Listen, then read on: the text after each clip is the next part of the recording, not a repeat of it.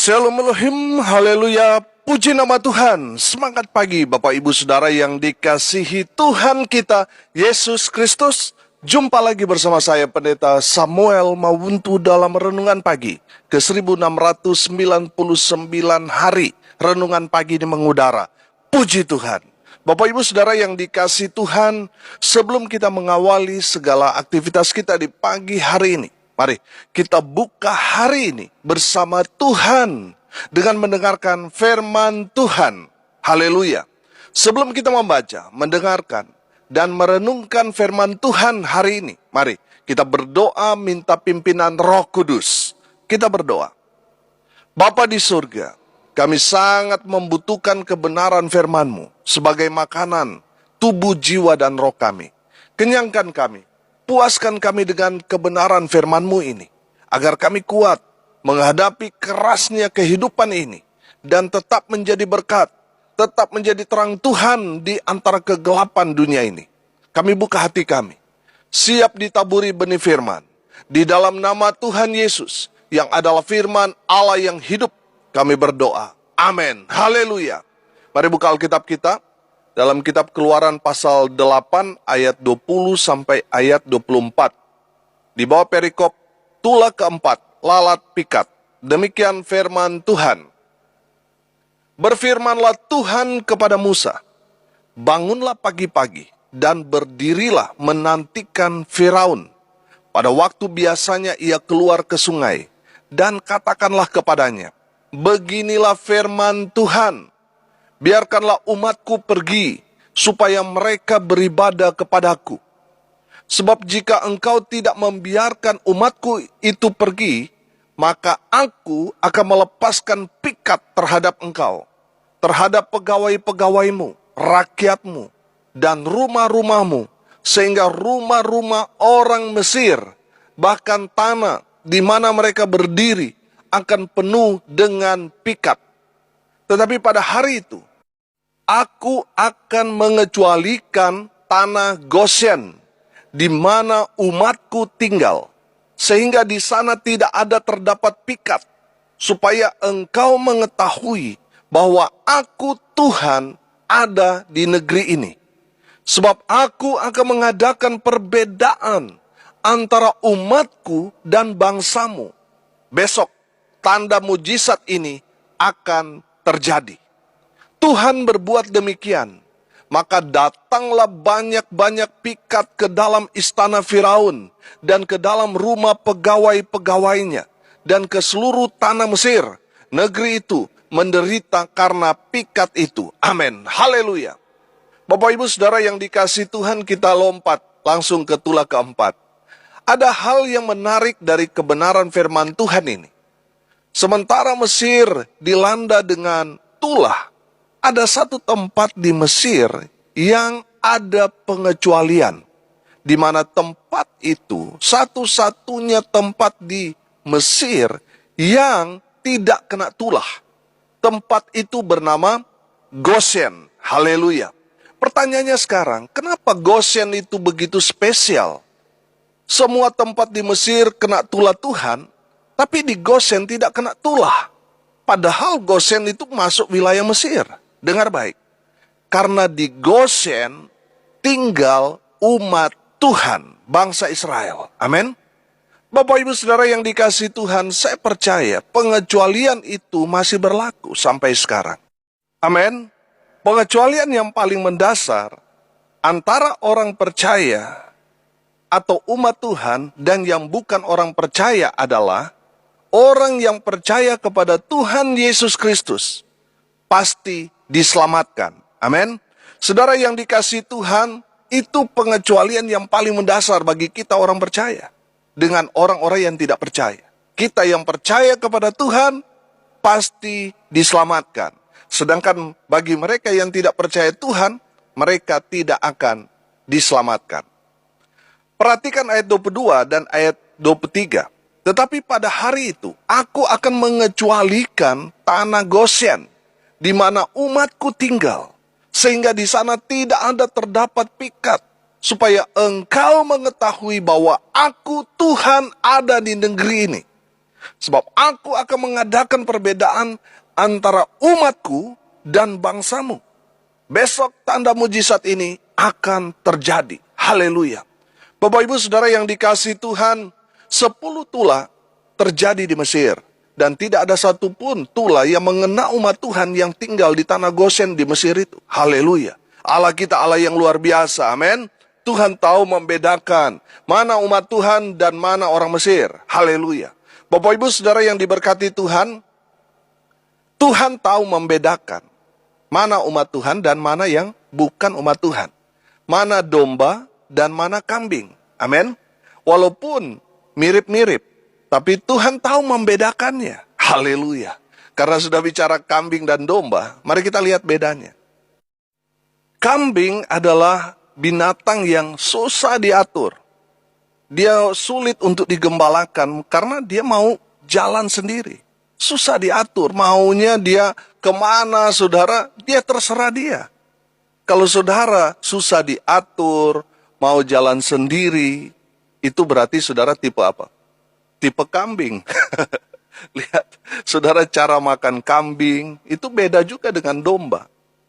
Kambing itu tidak bisa makan merumput. Dia tidak makan makanan yang ada di bawah. Tidak, saudara. Tapi selalu makan rumput yang sejajar dengan kepalanya atau di atas kepalanya. Itu kan gambaran tinggi hati, gambaran sombong. Kalau saudara sombong, tinggi hati, itu berarti saudara tipe apa? Tipe kambing. Jadi tipe kambing itu adalah mereka yang susah diatur alias kepala batu, maunya jalan sendiri, tidak mau pergi ke gereja, sombong. Itu tipe apa? Tipe kambing. Coba saudara lihat diri saudara. Jangan-jangan saudara masuk di tipe ini, saudara. Kalau saudara tipe kambing, segera bertobat. Satu lagi tipe kambing, tukang kawin.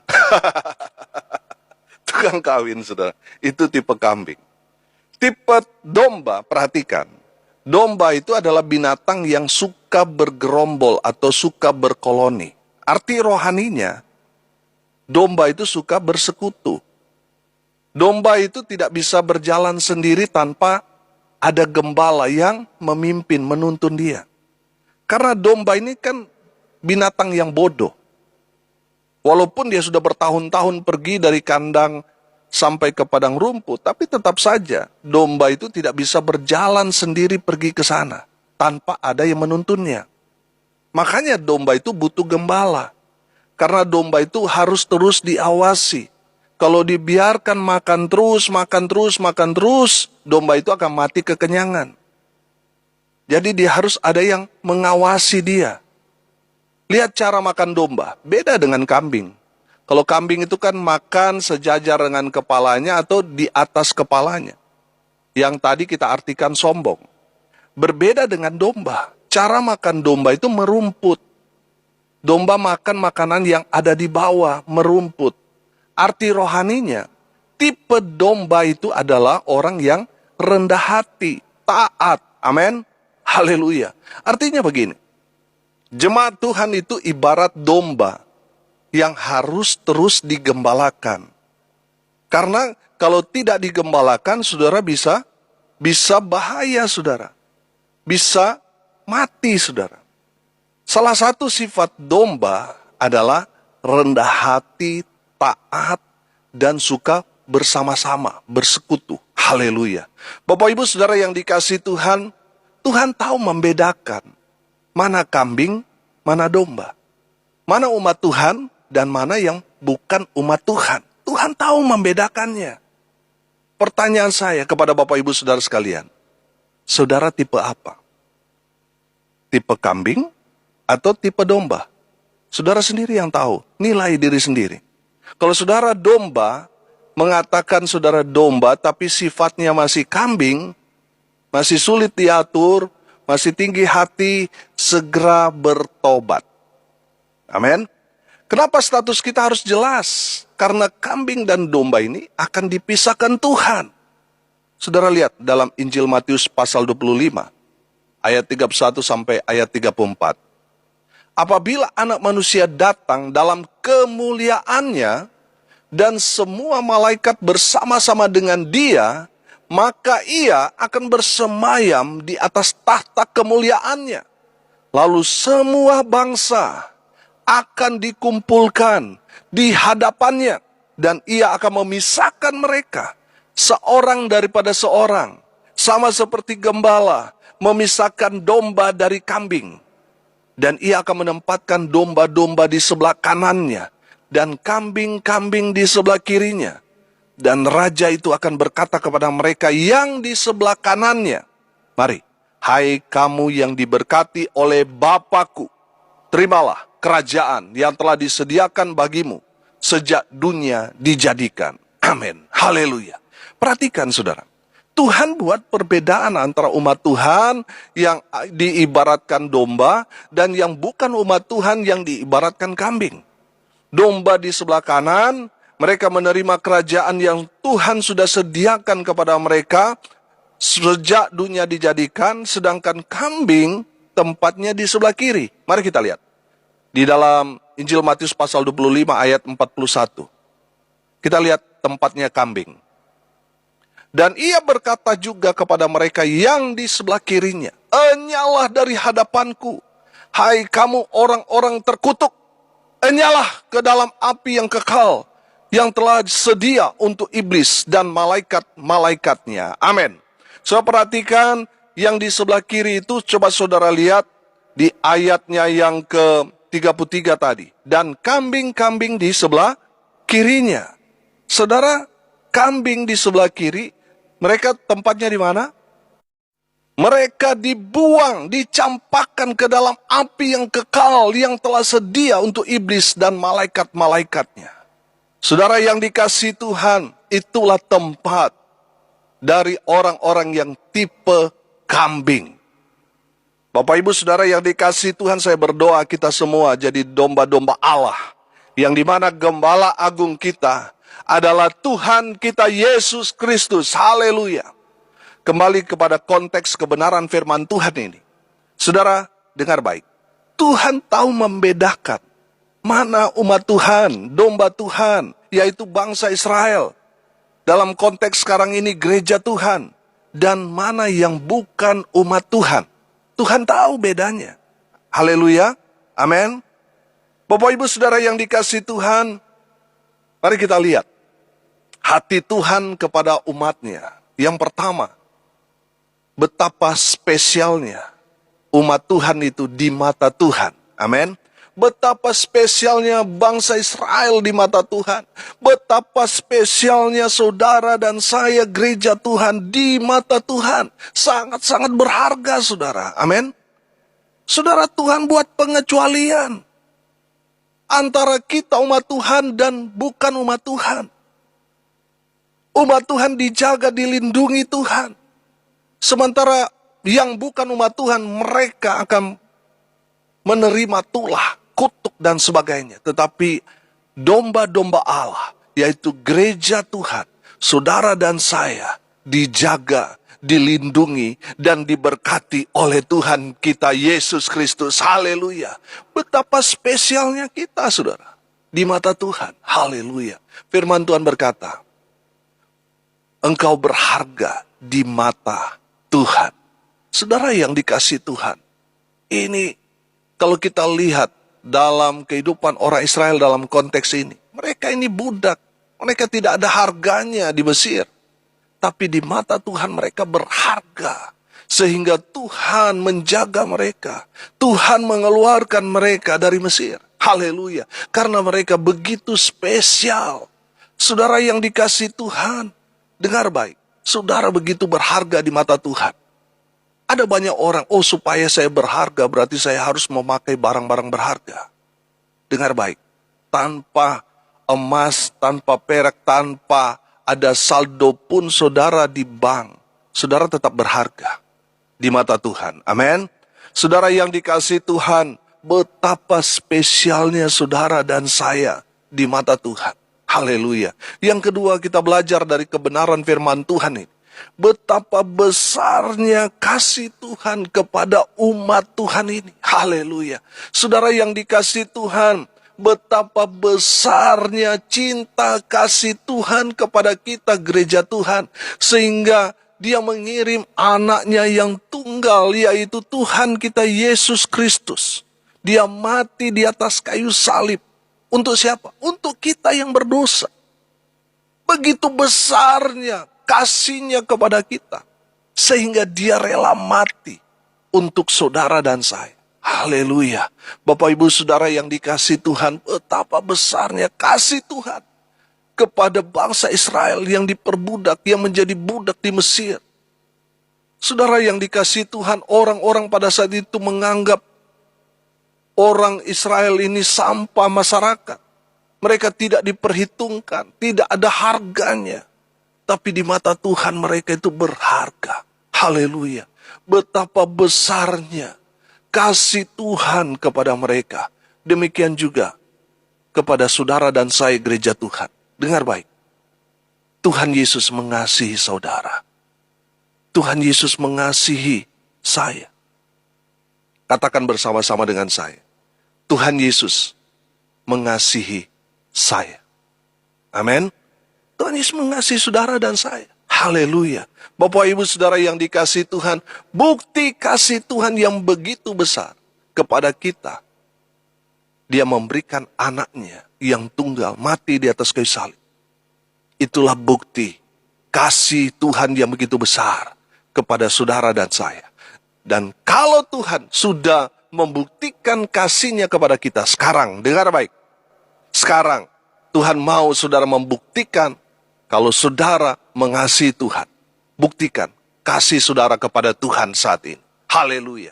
Yang ketiga saudara, dari kebenaran firman Tuhan ini kita dapat melihat bahwa Tuhan menjauhkan tulah kutuk dari umatnya. Haleluya. Saudara yang dikasihi Tuhan, bersyukurlah saudara dan saya kalau sampai saat ini kita masih hidup.